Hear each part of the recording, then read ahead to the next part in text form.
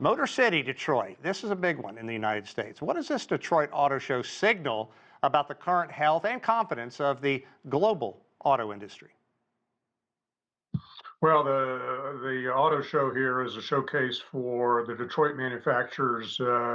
There's really been a bit of a detour in recent years with the Obama and then Biden administrations that tried to force the industry in a direction more like Europe, more like China, with EV mandates, and those mandates really did not fit the United States market, where you have very low gas prices and a consumer demand for larger vehicles, unlike those foreign markets. So the industry ran into some trouble there.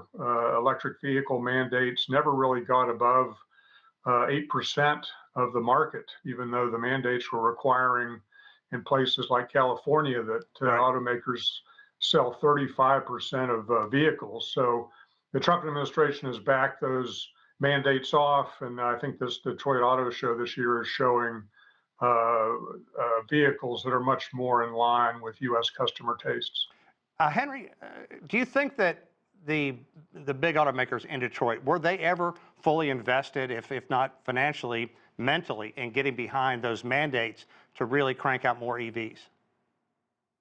Yeah, I mean, these are consumer products, so they were in a tough situation. They had to produce vehicles that their customers want, which in this market tend to be large SUVs, sedans, sports cars. At the same time that the government was mandating that they build electric vehicles, which their customers did not want, or at least just a niche of the market wanted. So they invested quite a bit of money into electric vehicles, but that was also dependent on enormous subsidies from the federal government. So as soon as a new administration came in that had a contrary view to this idea of EV mandates, those subsidies went away, and so the manufacturers, I think, are really pivoting and focusing again on their core customers, which want gas-powered vehicles. I'm curious, do you think the automakers are happy with the Trump administration, firstly? And secondly, what about this corporate responsibility in an effort to keep global temperatures from rising? Well, I think that's another politically, the sustainability issue is very divisive in this country.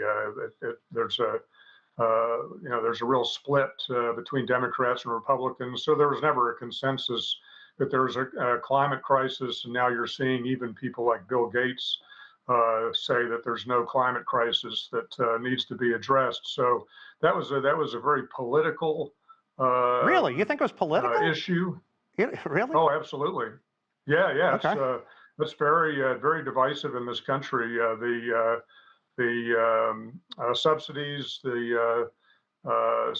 greenhouse gas subsidies that were being given by the federal government were not supported by a single Republican in Congress. So it was a very divisive issue, and now that you have a Republican administration in charge, they're just not going to support those kind of subsidies. Well, I think there are scientists out there that say it's short-sighted, but that's a discussion for another time. Let's talk about China's rapid growth of EVs and shaping global competition.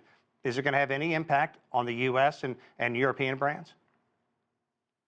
Well, again, the Chinese is a very different market than the U.S. The Chinese have a lot of battery manufacturing materials. They dominate the global market when it comes to battery materials, so it makes sense that they would forward those technologies. The U.S.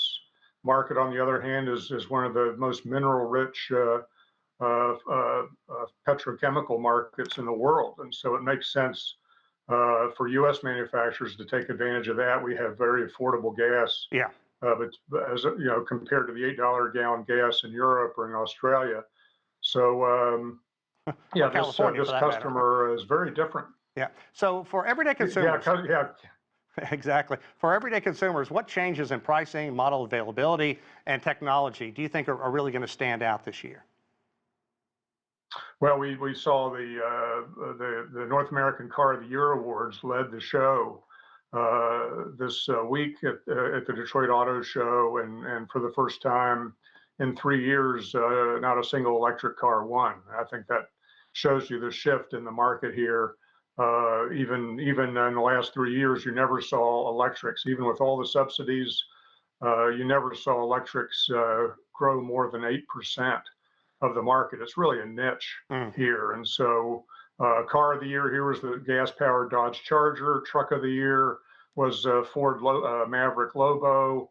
And the EV of the year was, or the SUV of the year was a 3-row Hyundai Palisade. So, all of these manufacturers, whether they're Detroit based or whether they're Korean or European, they're all leaning into the gas powered vehicles their American customers want. That's where the profits are.